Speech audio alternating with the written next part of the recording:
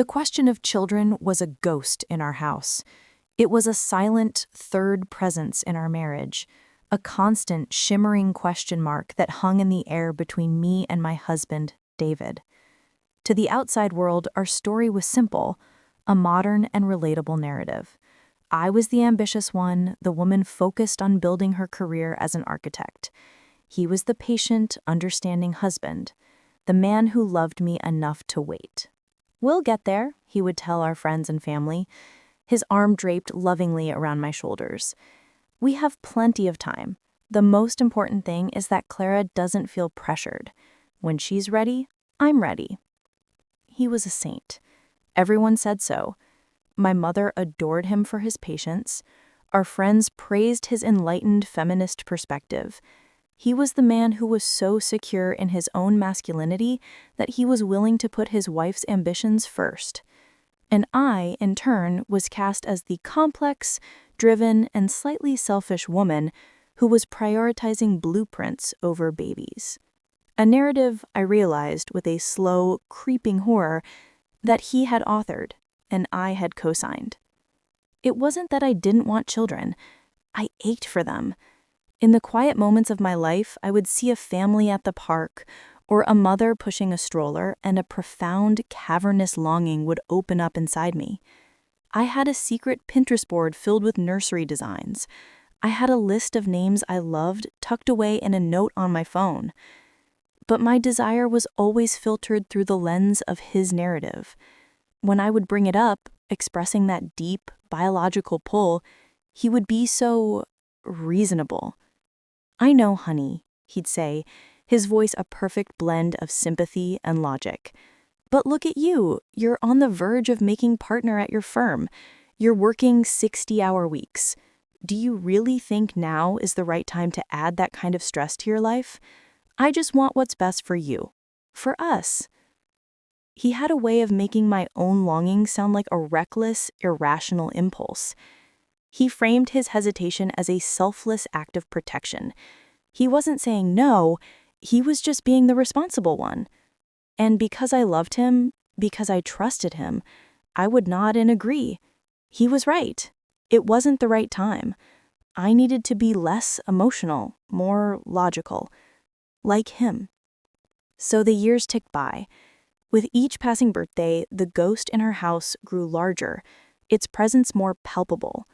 The questions from family became more pointed, their smiles tighter, their "I'm sure it will happen soon" reassurances sounding more and more like judgments. And with each question, David would perform his part flawlessly, defending my choice, all the while subtly reinforcing the idea that the choice was mine and mine alone. I was the one holding up our future. The weight of that manufactured responsibility was crushing. I started to feel a strange, gnawing guilt, a sense that I was failing him, that my ambition was a flaw he was heroically tolerating. The pressure, both internal and external, became a constant, low-grade fever. I started to feel a frantic sense of urgency, a feeling that my window was closing, a window that David seemed perfectly content to watch me watch. Finally, I couldn't take it anymore. I had just gotten a major promotion at work, the one he had always used as a benchmark for my readiness. There were no more excuses. "I'm ready, David," I announced one night, my voice more forceful than I had intended. "My career is in a great place. I'm ready to start trying, for real this time." He looked up from his book, and for a fraction of a second, I saw not joy, not relief, but a flicker of something I couldn't identify. Panic? Annoyance? It was gone as quickly as it came, replaced with his familiar, gentle smile. "Okay, honey, if you're sure, let's do it." For the next year, my life became a frantic, obsessive cycle of ovulation tracking, temperature charting, and timed intimacy that felt like a science experiment than an act of love. Every month was a roller coaster of hope and despair. Every negative pregnancy test felt like a personal failure, a confirmation of the narrative he had so carefully constructed. I was the problem. My body, my stress, my ambition, it was all somehow standing in the way of the family he so patiently wanted. He was a pillar of support through it all. He would hold me when I cried, his voice a soothing balm. "Don't put so much pressure on yourself," he'd say. "It will happen when it's meant to happen, and if it doesn't, I love you. That's all that matters." His love felt conditional, his comfort a gilded cage. He was comforting me for a problem he had invented. Finally, after a year of heartbreaking failures, I decided to see a specialist. I needed answers. I needed a doctor to tell me what was wrong with me. I went through a battery of invasive, humiliating, and expensive tests. I had my blood drawn, my hormones analyzed, my body prodded and scanned. I braced myself for a diagnosis for some medical reason to explain my inadequacy. The doctor called me into her office to review the results. I sat there, my hands clenched in my lap, expecting the worst. "Well, Clara," she said, a warm smile on her face, "I have good news. You are in perfect health. Your hormone levels are great. Everything is functioning exactly as it should be. From a fertility standpoint, there is absolutely no reason why you shouldn't be able to conceive." The news was supposed to be a relief, but it felt like a death sentence. If there was nothing wrong with me, then what was the problem? The doctor gently suggested that the next step was for David to come in for his own analysis. "It takes two to tango," she said with a kind smile. I went home feeling more lost and confused than ever. I told David the news, that I was fine, that the doctor wanted him to get tested. He was so reassuring. "Of course," he said, not hesitating for a second. "Whatever it takes. I'll make an appointment tomorrow." He seemed so willing, so ready to do his part, and the fact that he didn't argue, that he didn't seem worried at all, should have been a clue. But I was so deep inside his narrative that I couldn't see the truth. I just saw a supportive husband willing to do anything for the wife who was so clearly the problem. He was a saint, a perfect, patient, goddamn saint. The lie, when it finally crumbled, was not unearthed by a dramatic confrontation or a tearful confession. It was revealed by a water heater. Our old one, which had been rattling and groaning for months, finally gave up, flooding a small corner of our basement storage room. It was a mess of soggy cardboard boxes and damp, forgotten belongings. David was at a work conference for the weekend, a conference I would later learn was actually a solo golf trip. So the task of dealing with the flood and the subsequent cleanup fell to me. I spent a miserable Saturday in the damp, musty basement sorting through the casualties. Most of it was junk, old college textbooks and holiday decorations that had been ruined. But one box, a small, unassuming file box that had been tucked away on a high shelf, had been spared the worst of the water. It was filled with old paperwork, tax returns from before we were married, old car titles, documents from a life he had lived before me. I was about to tape it shut and move on when a single folder, tucked at the very back, caught my eye. It was a thin, manila folder with no label. My curiosity was idle. I thought it might contain old love letters, something embarrassing from a past life that might give me a chuckle. I opened it. Inside were not letters, but a series of folded, official-looking documents. They were medical papers, invoices, follow-up appointment summaries, pre-operative instructions. I saw the name of a urology clinic on the letterhead, a clinic across town. And then I saw the date, stamped in a faded blue ink. It was from 7 years ago, a full year before he had proposed to me. My heart began a slow, heavy thud against my ribs. Why would he have gone to a urologist? I scanned the documents, my eyes struggling to make sense of the medical jargon.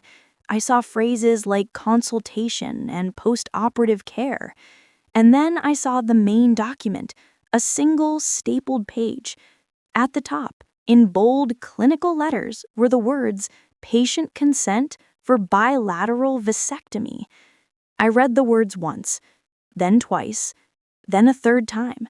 The phrase was alien, impossible. It was like reading a sentence in a language I didn't speak, but somehow understood with a terrifying, absolute clarity. A vasectomy, 7 years ago. A permanent surgical procedure to ensure he could never have children? A decision he had made, a choice he had finalized before our life together had even truly begun. I sank to the cold, damp concrete floor, the papers clutched in my hand. My mind was a roaring, white-hot blank. Every memory of the past 7 years began to rush through my head, but now they were recontextualized, twisted into grotesque new shapes by this one single, undeniable truth.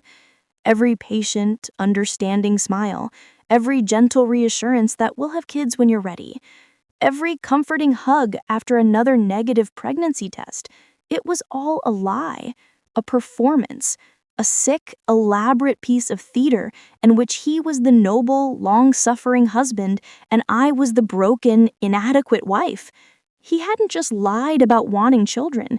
He had taken my deepest, most primal desire and turned it into a weapon to control me.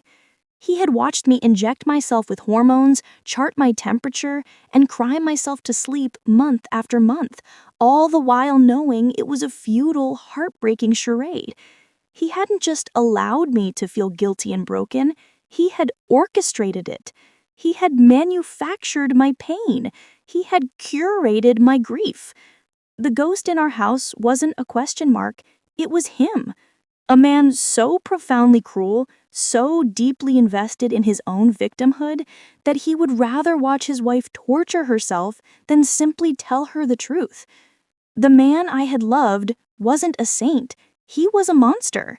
And I was living in his house, sleeping in his bed, completely and utterly alone with his devastating secret. I sat on that basement floor for what felt like hours, surrounded by the soggy wreckage of our shared past, clutching the dry, crisp evidence of his ultimate betrayal. The initial shock, the white-hot blankness, slowly began to recede, replaced by a cold, terrifying clarity. It was the kind of clarity that comes after a devastating storm, when the sky is washed clean and you can see the landscape of your life with a brutal, unforgiving precision. Every single interaction, every shared moment of our marriage was now suspect. The lie was so profound, so fundamental, that it had retroactively poisoned everything. What kind of man does this? What kind of man watches the woman he claims to love inject herself with hormones, track her cycles, and weep with despair every month, all while knowing that her womb is a garden he has permanently salted? It was not just a lie of omission. It was an act of sustained, deliberate psychological torture. He had not simply withheld the truth, he had actively constructed an alternate reality, a fiction in which I was the flawed protagonist and he was the patient romantic lead. And he had directed me in this sick play for years. The grief was a physical thing, a crushing weight on my chest that made it hard to breathe. I was mourning a man who had never existed. The kind, patient, supportive husband I had loved was a character, a mask he wore. The real man, the one who had sat in a doctor's office and chosen irrevocably a future without children, was a complete stranger to me. And that stranger was on his way home. My first impulse was to run, to pack a bag and disappear, to leave the papers on his pillow and let the silence scream the truth at him. But that was a coward's way out, and I was done being a coward. I had spent years shrinking myself, doubting my own instincts, accepting his version of reality. No more. He had made me the villain in his story for years. It was time for me to burn his story to the ground. But a simple confrontation wouldn't be enough. I knew him. I knew how he would react. He would lie, he would twist it, he would claim the papers were fake, that I was hysterical, that I was the one trying to sabotage our marriage. He was a master of narrative warfare. To beat him, I couldn't just present the facts. I had to do it in a way that was so public, so undeniable, that there was no room for him to spin a new story. I had to detonate the truth in a room full of the very people who had been his audience, the people who had looked at me with pity for years. I had to do it in front of his family. The perfect opportunity was just a few weeks away. His parents were celebrating their 40th wedding anniversary.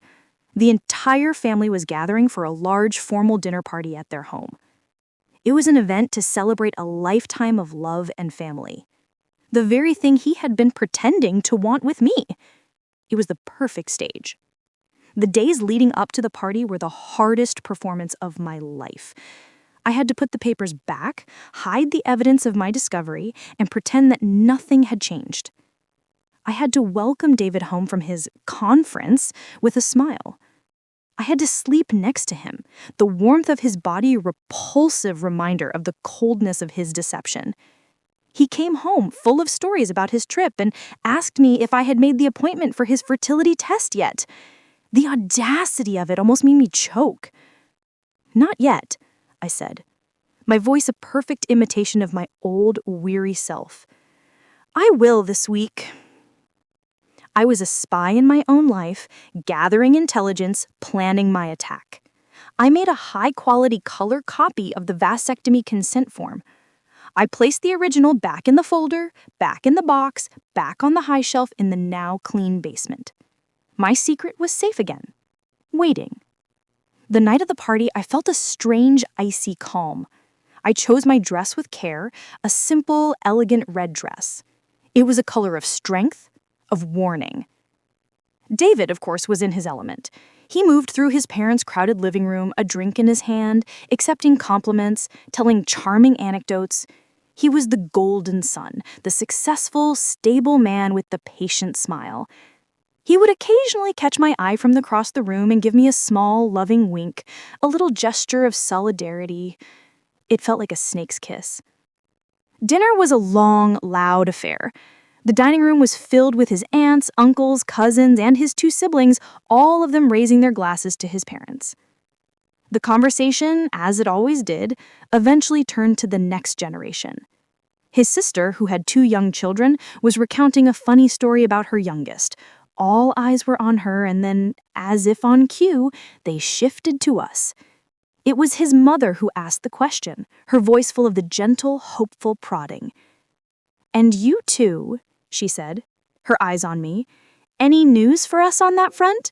Your father and I aren't getting any younger, you know. We're dying for another grandbaby." The table fell silent. It was the moment I had dreaded at every family gathering for the past 5 years. Everyone looked at me, their faces a mixture of curiosity and pity. I saw David prepare himself, arranging his face into his familiar expression of patient sadness. He was about to deliver his lines, to perform his well-rehearsed monologue about waiting for me to be ready. He opened his mouth to speak. "Actually," I said, my voice clear and calm, cutting through the silence before he could utter a single word. Every head at the table turned to him. He was thrown, his script interrupted. He looked at me, a flicker of confusion in his eyes. He stammered, recovering quickly. "Well, we all know where I stand. I'd have a house full of kids tomorrow if I could." He smiled at me, a loving, tragic smile. "But Clara's career is very important to her right now, and we have to respect that." The pitying looks were back on me, the patient saint and the selfish wife. The story was back on track. "That's not exactly true," I said, my voice still perfectly level.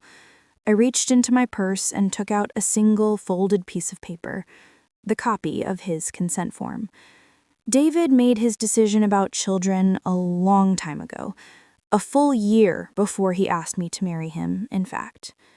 I didn't look at him. I looked at his mother. I stood up, leaned across the table, and placed the paper in front of her. "I think you'll find this very clarifying," I said.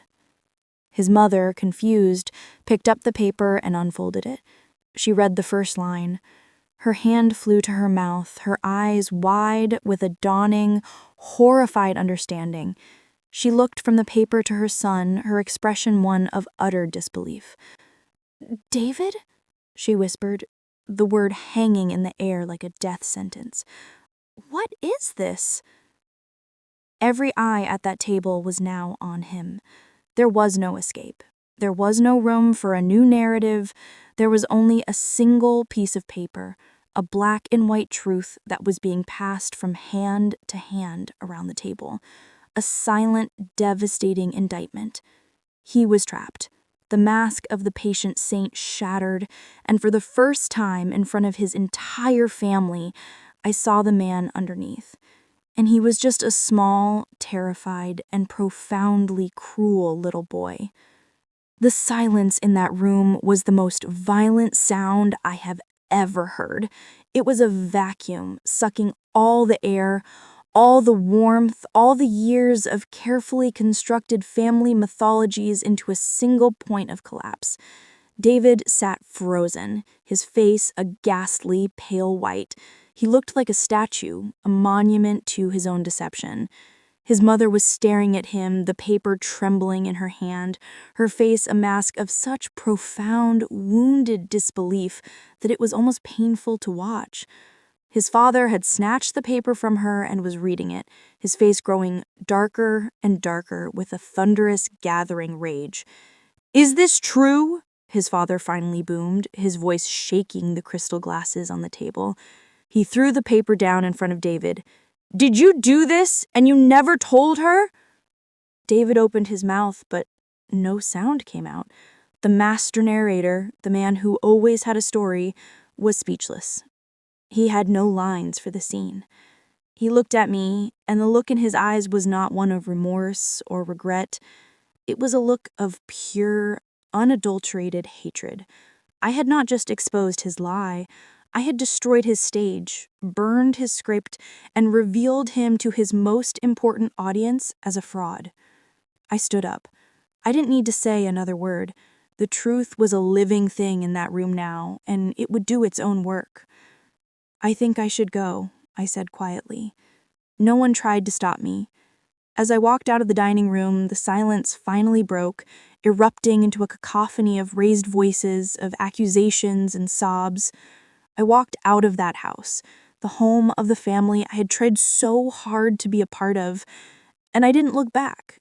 The war was over. I had lost the marriage I thought I had, but I had won back something far more important, my own sanity, my own story. The drive home was a blur. I was on autopilot, my mind a quiet, empty space. The rage and the grief had burned themselves out, leaving behind a strange, hollow peace. When I walked into our house, my house now, it felt different. The ghost was gone. The oppressive weight of the lie had been lifted. David didn't come home that night. He didn't come home the next day. He called me once, from a blocked number. His voice was unrecognizable, a low, venomous hiss. He didn't apologize. He accused me. I had ruined his life. I had humiliated me. I was a cruel, vindictive monster. He was still trying to cast me as the villain. I listened for a moment, and then I did something I hadn't been able to do for 7 years. I hung up on him. The divorce was surprisingly swift. He was so thoroughly disgraced in the eyes of his family, his primary support system, that he had no fight left in him. His parents, who had once adored him, were now his harshest judges. They had not just been lied to, they had been used as props in his sick, long-running play. They were ashamed, and their shame manifested as a cold, hard fury towards their son. He was a pariah in his own family. He agreed to everything my lawyer asked for. He just wanted to be gone. The aftermath was a slow, quiet rebuilding. I had to mourn a marriage that had never been real. I had to untangle my own identity from the one he had assigned to me. For years, I had seen myself as the career woman, the one who was not ready. I had to rediscover the part of me that had ached for a child, a part of me that I had been convinced was a flaw. The irony was that in his attempt to take the choice away from me, he had ultimately given it back. I was free now, free from his narrative, free from the monthly roller coaster of hope and despair. My future was a blank page, and for the first time, I was the only one holding the pen. I sold the house and moved to a new city, a place where no one knew my story, where I wasn't the poor wife from the scandalous divorce. I focused on my work, not as an escape, but as a passion. I poured my energy into designing buildings, into creating spaces that were honest and solid, with strong foundations, everything my marriage had lacked. It's been a few years. My life is full. It is not the life I had planned, but it is a life built on truth. I am a partner at my firm now. I travel. I have a dog. I am open to love, but I am no longer willing to lose myself to find it. I have learned to trust my own instincts, to listen to the quiet voice inside me that he had so hard to silence. Sometimes I still think about the profound cruelty of his deception, but the anger has faded, replaced by a kind of sad, detached wonder. He wasn't a monster. He was just a coward, a man so terrified of a simple, honest conversation that he chose to build a 7-year lie instead. He didn't want a partner, he wanted an audience. And his greatest fear was the story ending with him looking like anything less than a saint. In the end, he didn't just deny me a family, he denied himself a life.